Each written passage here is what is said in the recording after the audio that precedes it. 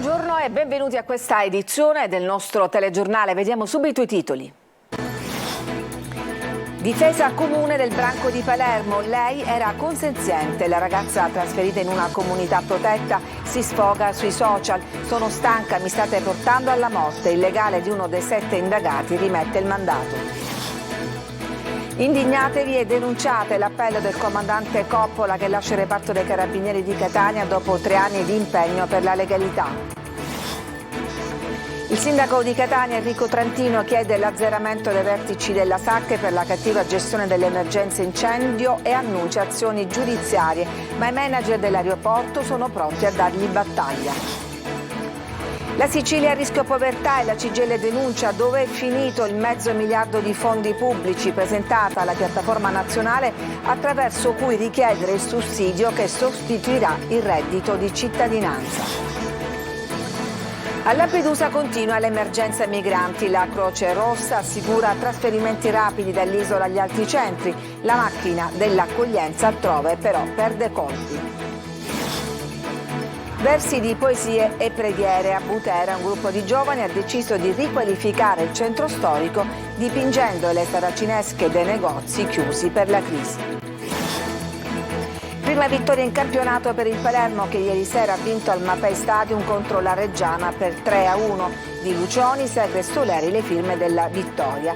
Presentato ieri sera il Messina che disputerà il 3° campionato consecutivo in Serie C. Esordio sabato sera in trasferta a Cerignola.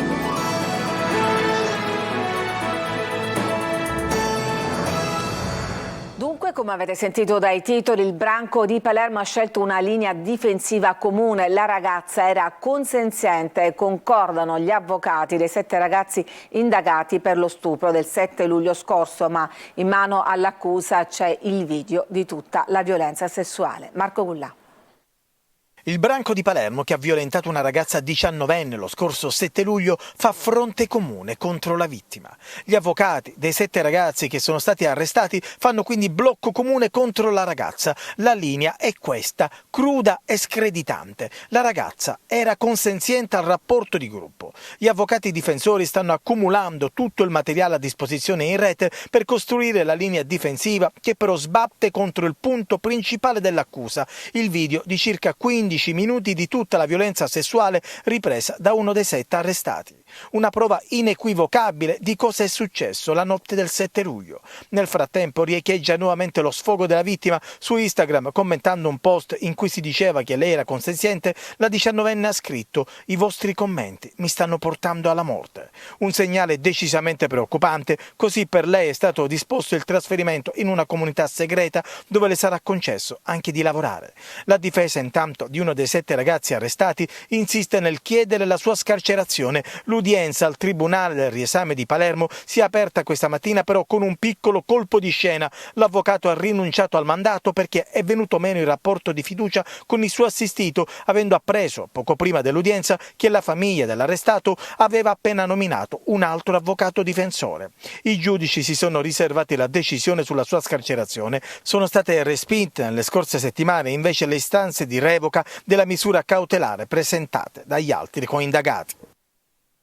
Il 24enne è stato arrestato dai carabinieri della stazione di Sant'Agata dei Battiati in provincia di Catania per i reati di violenza sessuale aggravata e maltrattamenti, violenze che sarebbero andate avanti per quasi 10 anni nei confronti di una parente. Il ragazzo, puntando sulla fragilità emotiva della familiare, avrebbe abusato di lei sin da quando questa era minorenne, convincendola a non rivelare gli abusi e nel corso degli anni sottomettendola psicologicamente anche con condotte maltrattanti. Alla fine la ragazza si è confidata con un'amica che l'ha aiutata a trovare la forza per denunciare tutto. In coda al TG si continuerà a parlare di social media, sempre più spesso luogo di violenza e di immagini pornografiche. I ragazzi alla ricerca di consenso li usano in modo distorto, perdendo il senso della realtà. Cosa sta accadendo e come porre rimedio a questa deriva sociale? A Sicilia 24 Focus, Adelaide Barbagallo ne parlerà con Davide Bennato, docente di sociologia dei media digitali dell'Università di Catania, con i contributi della psicologa Elena Ragusa e dell'arcivescovo di Catania Luigi Renna. Appuntamento alle 14:30 su Telecolor e in streaming sulla siciliaweb.it. Potete interagire inviando domande con un messaggio al 342 745 5005. E dopo 3 anni in prima linea il comandante dei Carabinieri Coppola lascia Catania per dirigere il reggimento corazzieri che si occupa della sicurezza del Capo dello Stato. In mattinata il saluto alla stampa ed un appello ai catanesi: indignatevi. Tonino De Mana. Ricordo un ringraziamento anche a chi non è qui tra noi, e mi riferisco ovviamente al compianto Natale Bruno, che ci ha lasciato troppo presto e in maniera inaspettata. Ha iniziato la conferenza stampa salutando i presenti e ricordando il nostro collega Natale Bruno, che ha raccontato gran parte delle operazioni dei Carabinieri che negli ultimi 3 anni lo hanno visto alla guida del comando provinciale di Catania. Il colonnello Rino Coppola lascia la città etnea che lo ha arricchito professionalmente. Lascia dopo 3 anni di intenso e proficuo lavoro, con importanti traguardi raggiunti nella lotta alla criminalità organizzata locale e vicende che lo hanno segnato umanamente, come la tragica fine della piccola Elena a Mascalucia, il ferimento del vice brigadiere Grasso davanti alla chiesa di Santa Maria degli Ammalati ad Acireale e l'improvvisa morte del nostro Natale Bruno. 3 anni in prima linea per il colonnello Coppola, iniziati con il periodo dell'emergenza Covid e contrassegnati da tanta cronaca nera in una città, Catania, alle prese, come tutte le metropoli, a fronteggiare emergenze di ogni tipo, dalle estorsioni al bullismo, dallo spaccio di droga ai reati predatori. Lei ha detto ai catanesi: indignatevi davanti al degrado di questa città bellissima. Cosa voleva dire? Allora, indignarsi significa che non bisogna tollerare, non bisogna sopportare, ciascuno deve fare la sua parte, anche il singolo cittadino deve adoperarsi nel proprio piccolo, nell'ambito ovviamente di quello che gli compete, per far sì che le cose siano migliori. C'è un problema di zone franche su Catania? No, io non parlerei di zone franche, ci sono delle zone che meritano certamente un'attenzione particolare dal punto di vista delle attività di controllo generale del territorio e di prevenzione. Il colonnello Coppola assume il prestigioso incarico di comandante del reggimento corazzieri, l'unità speciale che si occupa della sicurezza del Presidente della Repubblica Sergio Mattarella. Al suo posto arriva il colonnello Salvatore Altavilla, attualmente comandante dell'Istituto Superiore di Tecniche Investigative dell'Arma con sede a Velletri. Il sindaco di Catania, Enrico Trantino, chiede l'azzeramento dei vertici della SAC, parla di ritardi e omissioni nella gestione dell'emergenza dell'aeroporto e annunciazioni giudiziarie, appoggi trasversali dalla politica, ma i manager dell'aeroporto sono pronti a dargli battaglia. Luca Ciliberti.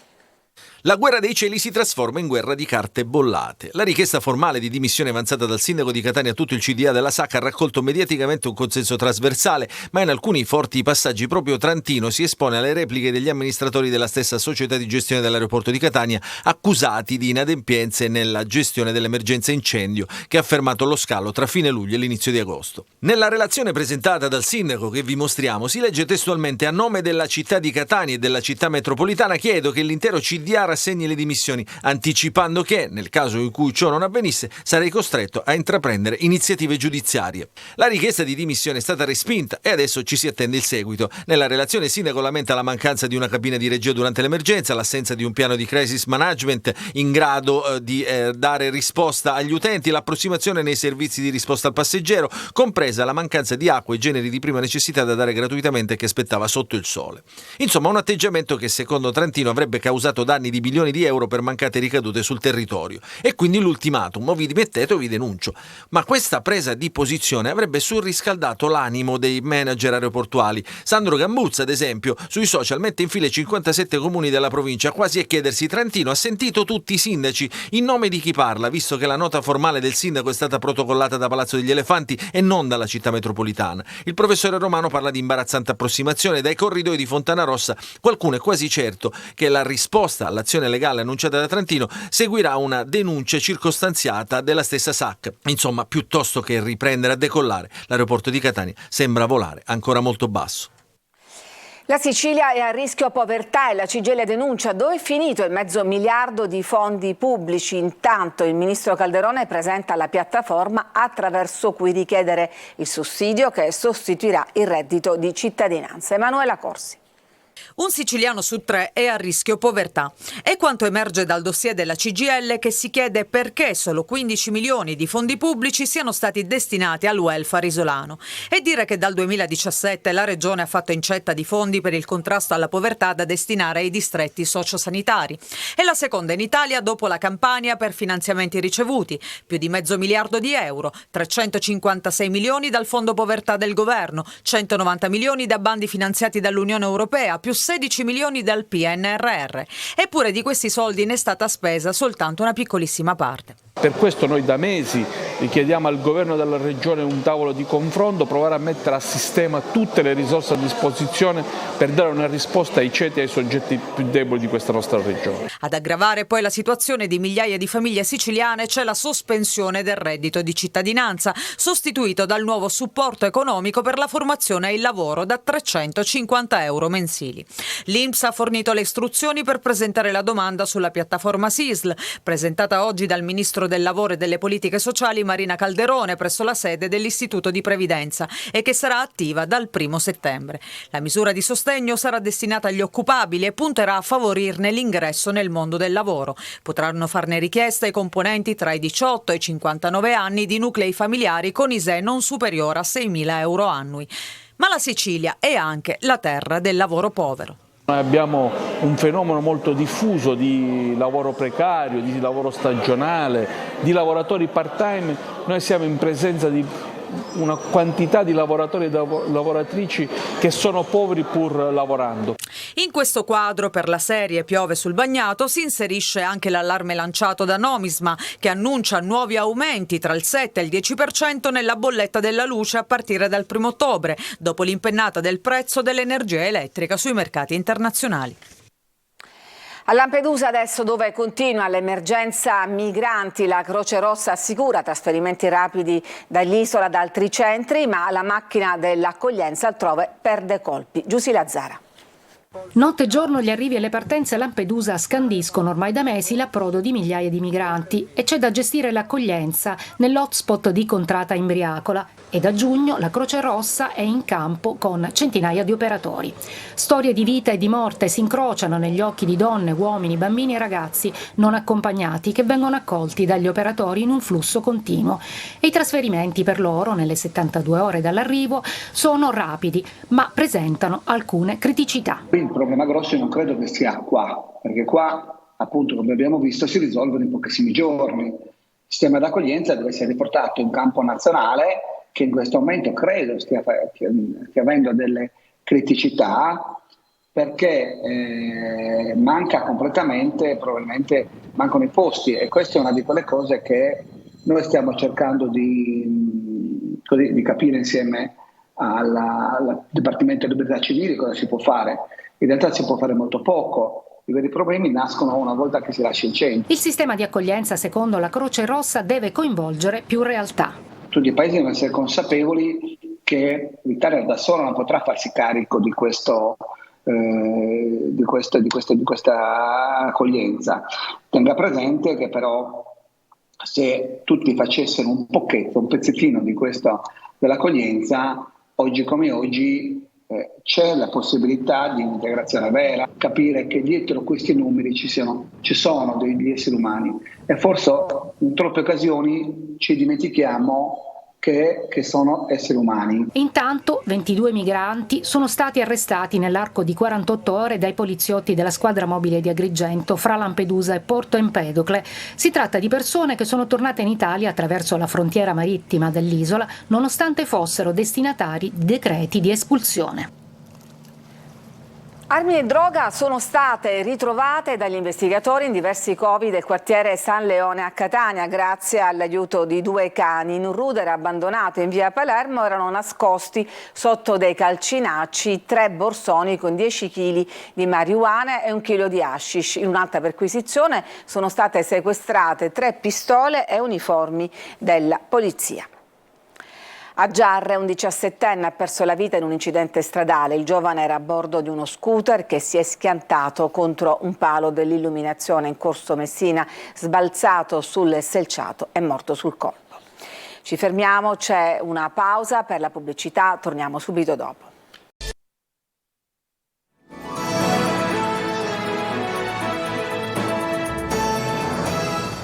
Ed eccoci di nuovo in studio. A Butera, in provincia di Caltanissetta, un gruppo di giovani ha deciso di riqualificare il centro storico dipingendo le saracinesche chiuse. Gerry Italia. Quasimodo, Sciascia e Pirandello, ma anche le frasi più belle tratte dalle sacre scritture o dalle preghiere più note. Da qualche settimana a questa parte, passeggiare per il centro storico di Butera si è trasformato in una full immersion letteraria, un viaggio sensoriale nella poesia che prende vita sulle saracinesche abbandonate delle strette vie della cittadina dell'entroterra siculo. L'idea, per certi versi rivoluzionaria, nasce da un gruppo di giovani buteresi che, pennelli alla mano, hanno trasformato angoli di degrado urbano in pagine di libri. Stiamo cercando di valorizzare le vie del centro storico anche perché sono di passaggio e quindi più visibili, però l'obiettivo finale è quello di cercare di farne il più possibile e cercare nel nostro piccolo di valorizzare tutti i luoghi, anche le strade meno frequentate. Diciamo che si sta creando un gruppo di collaborazione proprio cittadino, quindi molta gente è disponibile, sono arrivate anche tante richieste da altri quartieri, quindi questo ci fa molto piacere, è uno stimolo in più per continuare a fare quello che abbiamo iniziato. Un progetto partito il 7 agosto scorso con la prima saracinesca su cui è stata dipinta una celebre poesia di Cesare Pavese. Da lì una richiesta al comune per andare avanti con il lavoro che adesso è visibile in altre 13 saracinesche, tutte con un fil rouge comune, il ritorno in patria. Chiunque passa non fa altro che dirci grazie, perché questa salita, che potrebbe essere col sole estenuante, dice, da quando voi avete iniziato a scrivere è un motivo per me mi fermo, rifletto e diventa una passeggiata praticamente veramente molto piacevole. Chiunque ci dice la stessa cosa e quindi tra l'altro unire il bello alla cultura. Per promuovere le loro opere i ragazzi hanno anche attivato una pagina Instagram nella quale mettere il proprio like o commentare le saracinesche finora realizzate. La borgata Santa Lucia, al secondo centro storico di Siracusa, è invasa dai rifiuti. La denuncia arriva da alcuni residenti che si sono rivolti alla nostra linea WhatsApp. Ditelo al vostro TG. Francesco Aloi. A 2 passi dalla restaurata piazza Euripide, dove venne eretto il primo santuario della Madonna delle Lacrime, c'è il degrado. La borgata Santa Lucia, secondo centro storico di Siracusa, è una discarica a cielo aperto, una situazione che i residenti lamentano da tempo. Gli angoli delle strade trasformati in centri di raccolta, con rifiuti domestici, ma anche pezzi di mobili, materassi o divani. C'è anche il televisore. C'è chi ha deciso di pubblicare sui social le foto di questo scempio, ma c'è anche chi si è rivolto alla nostra linea WhatsApp. Il degrado è sotto gli occhi di tutti, anche dei turisti, ci scrive qualcuno. Ed è così perché in queste strade ci sono molti B&B e da qui si passa anche per arrivare in piazza Santa Lucia per vedere il Caravaggio. Ma nello stesso quartiere c'è anche la Casa del Pianto, dove 70 anni fa lacrimò il quadretto della Madonna e proprio questi sono i giorni dell'anniversario. Più volte il comune ha provveduto alla rimozione dei rifiuti, ma già dopo qualche ora le micro discariche si riformano e torna tutto come prima. Non solo rifiuti, vi invitiamo a segnalare quello che non funziona nelle vostre città, a ditelo al vostro TG, mandate un messaggio con foto o video al 342 74 55 005. Ci fermiamo, c'è un'altra pausa e poi torniamo con la pagina sportiva.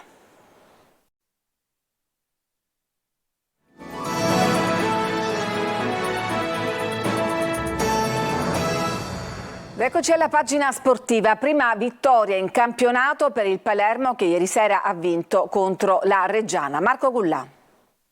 3 gol e 3 punti per il Palermo che ieri sera ha centrato la prima vittoria in campionato vincendo 3-1 al Mapei Stadium contro la Reggiana. Una vittoria meritata per la compagine siciliana che dopo averla sbloccata con Lucioni ha avuto anche un uomo in più per tutto il secondo tempo in virtù dell'espulsione di Marcandalli della Reggiana. E dopo lo sfogo di Corini il Palermo ha dato risposte sul campo alle critiche e alle polemiche dopo la falsa partenza a Bari.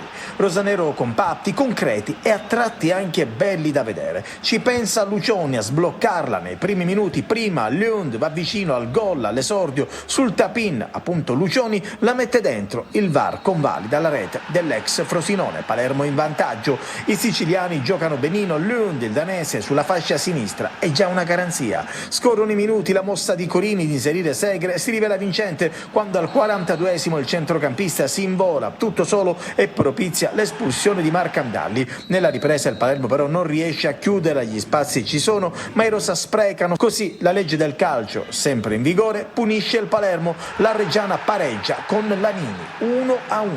I fantasmi aleggiano sulla squadra di Colini, ma questa volta però ci pensa il duo di Mariano Segre a rimettere le cose a posto. Il palermitano inventa per Segre che di testa fa 2-1. Gioiscono i 1500 tifosi rosanero sugli spalti del Mapei. La Reggiana ci prova, Colini mette dentro forze fresche e così da valente arriva l'arcobaleno per il 3-1 di Soleri. Palermo che alza le braccia al cielo, 4 punti in classifica con una partita in meno e la consapevolezza di poter essere protagonista in questo campionato. Presentato ieri sera il Messina, che disputerà il terzo campionato consecutivo in Serie C. Sergio Colosi. La passione calcistica oltre la realtà, i sogni dei tifosi a confronto con una squadra giovane costruita per la salvezza. Sullo sfondo, ma ancora una volta assente, il presidente Pietro Sciotto, poco gradito dalla piazza ma rimasto in sella alla CR per il 7° anno, il più travagliato a palla ancora ferma. A colorare la serata di presentazione del Messina ci ha pensato la tifoseria, che ha trasmesso cuore e sentimento a chi indosserà la maglia giallorossa a partire da sabato sera. Tra i più applauditi il tecnico Giacomo Modica, i nuovi centrocampisti Firenze e Franco, ma soprattutto il messinese Nino Ragusa e il portiere Ermanno Fumagalli, eroi in campo nello spareggio vinto con la Gelbison. Quella di ieri è stata l'occasione per la prima uscita ufficiale del nuovo attaccante Vincenzo Plescia, siciliano di Palermo. La sua voglia di riscatto in una carriera con appena 21 gol in Serie C coincide con quella del tecnico Modica e della società. Prima volta anche per il giovane portiere Jacopo De Matteis dalla primavera della Salernitana. Nelle ultime ore di mercato si dovranno coprire 2 buchi in difesa, al centro e a sinistra. In arrivo anche l'attaccante maltese Andrea Zammit. Sabato esordio in Puglia contro il Cerignola, avversario scomodo in partenza, e ancora di più per le assenze per squalifica relative alla scorsa stagione di Ragusa, Manetta e Franco.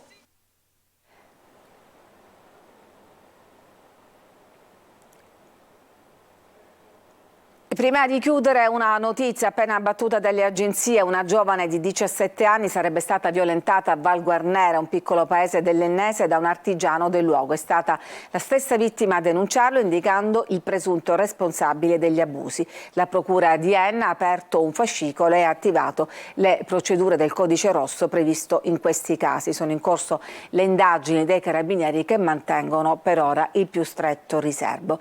Ed era appunto l'ultima notizia. Grazie per averci seguito. A tutti un buon pomeriggio.